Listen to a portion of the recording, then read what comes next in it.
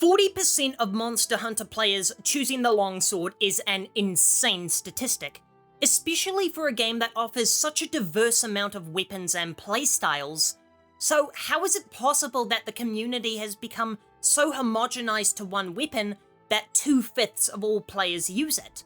Well, it's quite simple really. You see, they try out the greatsword, the first weapon on the list, find it excruciatingly slow and cumbersome, and then pick the next weapon on the list and never change. Don't lie, that's how you became a longsword main, because that's how I became a longsword main. But what is it about the longsword that makes it so appealing to such a wide audience that it completely dominates the statistics and popularity polls?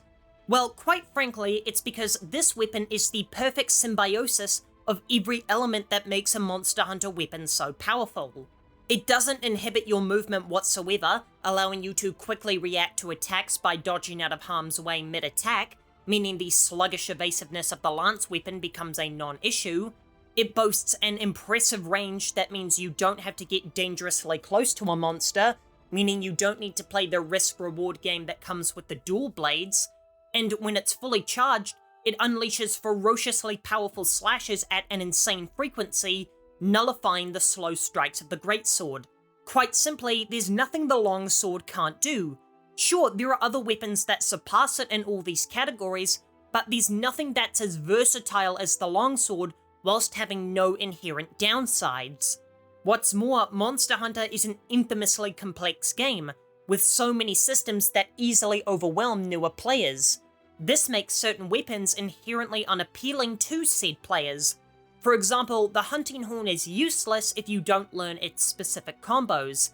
The vial system of the charge axe is also inherently unintuitive, and the insect glaive requires an entirely separate item in order to draw out its full potential.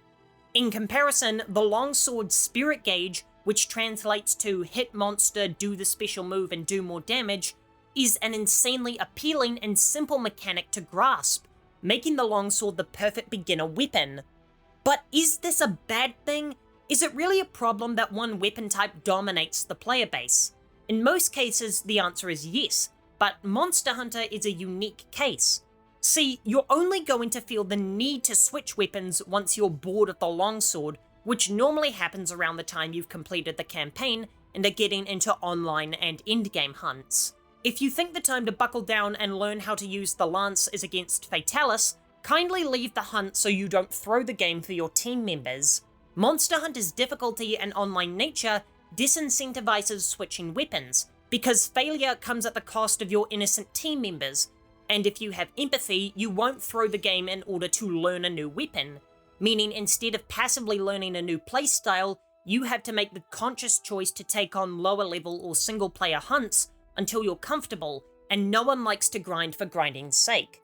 Meaning once you reach the higher tiers, most people are going to be locked into one specific weapon type. Hopefully, the ability to carry 2 weapons in Wilds will mitigate this issue for the newer generation, but as a veteran of the series, I completely forget about this new mechanic in every single hunt. However, Wilds in particular may prove a difficult game for many to break away from the longsword, as the changes made to the weapon are nothing short of insanity. The new Spirit Charge and Spirit Release Slash are visually spectacular to behold, as well as being powerful new tools for the blade.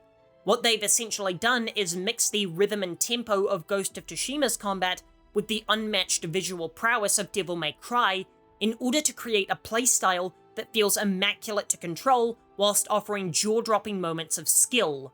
Why Capcom chose to further enhance this weapon is on the one hand insane due to its popularity and dominance in the community, but at the same time, who cares? There's no competitive element, so there's no reason why one weapon type dominating the player base is bad.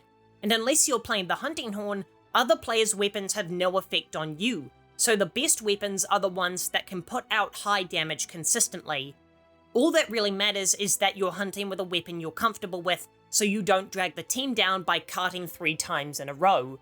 The only potential downside I can see is that players might burn out on the game faster due to only using one weapon exclusively, and be unwilling to go back to low rank to learn another one. Although, as someone who prides himself on at least being competent at every weapon in the game, I'm ashamed to admit that I'm yet to try out a couple weapons, even though I'm at Hunter rank 90, due to the perfection of the longsword. For more Monster Hunter essays, here's one about the downgraded mounts from Rise to Wilds, and I'll be back in 2 days.